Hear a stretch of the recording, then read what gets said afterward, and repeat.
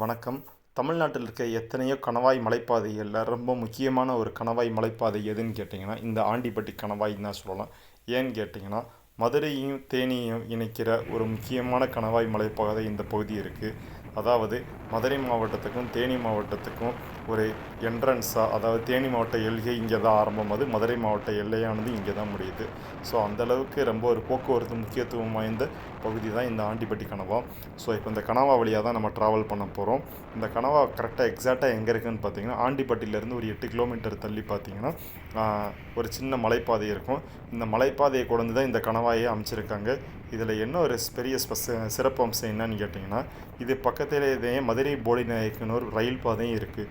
So ஒரே இடத்துலையும் வந்து நெடுஞ்சாலையும் அது பக்கத்துலேயே பார்த்திங்கன்னா ரயில் பாதையும் இருக்கிறதுனால ரொம்ப ஒரு முக்கியமான போக்குவரத்து வழித்தடமாக இந்த ஆண்டிப்பட்டி கணவா வந்து இருக்குது. இந்த கணவாயை தாண்டுறப்பே பார்த்திங்கன்னா, இந்த சுற்றி பார்த்திங்கன்னா தேனி மாவட்டம் வந்து குன்றுகள் நிறைந்த மாவட்டம், மலைப்பகுதிகள் அதிகமாக நிறைந்த மாவட்டம். குறிப்பாக இந்த கணவா பகுதியில் பார்த்திங்கன்னா சின்ன சின்ன மலைக்குன்றுகள் நிறையா இருக்கும். நம்ம போகிற பாதையில் பார்த்திங்கனாலே உங்களுக்கு தெரியுது எவ்வளோ மலைப்பாதைகள் இருக்குது அப்படின்னு சொல்லிட்டு. ஸோ இந்த மலைப்பாதைகளுக்கு இடையே தான் இந்த ஆண்டிப்பட்டி கணவா வந்து அமைஞ்சிருக்கு. போக்குவரத்தை பொறுத்தளவு பார்த்திங்கன்னா ரொம்ப பெரிய அகலமான தேசிய நெடுஞ்சாலை. இது மதுரை கொச்சின் தேசிய நெடுஞ்சாலை பகுதி. இந்த பகுதி பார்த்திங்கன்னா, ஸோ இப்போ ஆண்டிப்பட்டி கணவா பக்கத்தில் நம்ம நெருங்கிட்டோம். இங்கேருந்து தான் ஆண்டிப்பட்டி கணவாயானது ஸ்டார்ட் ஆகுது. இந்த வளைவான சாலையை பாருங்கள். இந்த சாலை வழியாக மேலே ஏறி போக போக போக அப்படியே கிளைமேட்டு கொஞ்சம் நேரத்துக்கு வந்து நமக்கு வந்து சேஞ்ச் ஆகும். ஏன்னு கேட்டிங்கன்னா, இந்த பகுதியில் வந்து சுற்றி மலைகள் இருக்கிறனால சிலுன்னு காற்றுகள் அடிக்கும். அந்தளவுக்கு வந்து ஒரு முக்கியமான போக்குவரத்து கணவாய் பகுதி இது. இந்த வளைஞ்சு நெளிஞ்சு போகிற பாதைகளை பாருங்கள். இந்த பாதை தாங்க முக்கியமான பாதை. இதை தாண்டினது கணவாய் ரோடானது ஸ்டார்ட் ஆகுது. ஸோ இங்கே நம்ம கணவாய் பகுதியை தொட்டுட்டோம். இங்கேருந்து ஒரு 3 கிலோமீட்டருக்கு வந்து ஃபுல்லாக மலைக்குள்ளே தான் இருக்குது.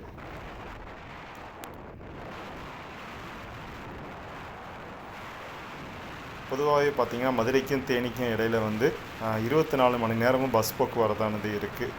10 நிமிஷத்துக்கு ஒரு பஸ்ஸு மதுரைக்கும் தேனிக்கும் இடையில் போயிட்டு வந்துக்கிட்டே தான் இருக்கும்.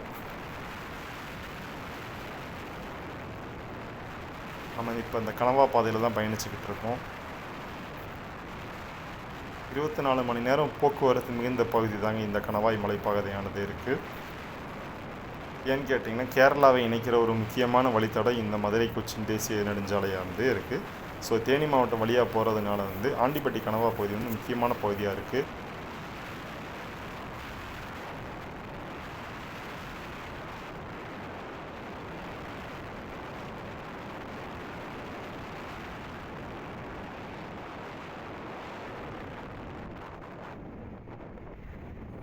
இந்த பகுதி பார்த்திங்கன்னா தர்மசாஸ்தா கோயில்னு சொல்லுவோம்.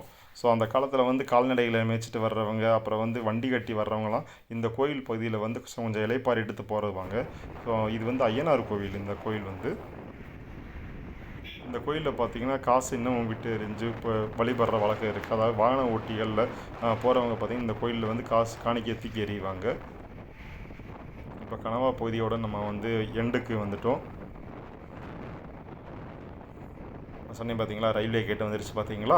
ஸோ இந்த ரயில்வே கேட்டு, அதாவது நமக்கு எதிர்த்தாப்பில் இருக்க மலையையும் பக்கத்தில் நம்ம இப்போ போய்கிட்டு இருக்க மலையும் இணைக்கிற ரெண்டுக்கு நடுவில் தான் வந்து ட்ரெயினானது போகும். இதில் பாருங்கள், தேனி மாவட்ட எல்கை முடிவுன்னு இருக்குங்க. அது பக்கத்துலேயே மதுரை மாவட்ட எல்லை ஆரம்பம்னு சொல்லியே இருக்கும்.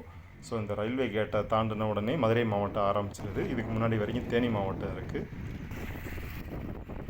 இங்கே பார்த்தீங்கன்னா தெரியும், இந்த 2 மலைகளுக்கு இடையில் தான் வந்து ட்ரெயின் ஆனது போகும். ஸோ இந்த பகுதியில் போகிறப்போ வந்து நமக்கே பார்த்திங்கன்னா ஒரு வித்தியாசமான இடத்துல பயணம் பண்ணக்கூடிய ஒரு உணர்வு ஏற்படும். அந்தளவுக்கு ஒரு முக்கியமான பகுதி தான் இந்த ஆண்டிப்பட்டி கணவா பகுதி. எனக்குள்ளே பார்த்திங்கன்னா ஒரு பக்கத்திலே ஒரு மாதா கோயிலே இருக்குது. கிறிஸ்தவர்கள் மட்டும் இல்லாமல் இந்துக்களும் வழிபடக்கூடிய முக்கியமான இந்த மாதா கோயில் அமைஞ்சிருக்கு. இந்த வளைவு டேனாக பார்த்திங்களா, இதோட இந்த ஆண்டிப்பட்டி கணவா பகுதியானது முடியுதுங்க. அதாவது அங்கே நம்ம ஒரு வளைவில் டேனிங்கில் ஆரம்பித்தோம், இங்கே வந்து இந்த எண்டிங்கில் வந்து டேனிங்லேயே முடியுது. ஸோ இதற்கடுத்து ஒரு 5-6 கிலோமீட்டர் தள்ளி பார்த்திங்கன்னா உசிலம்பட்டியானது இருக்குது.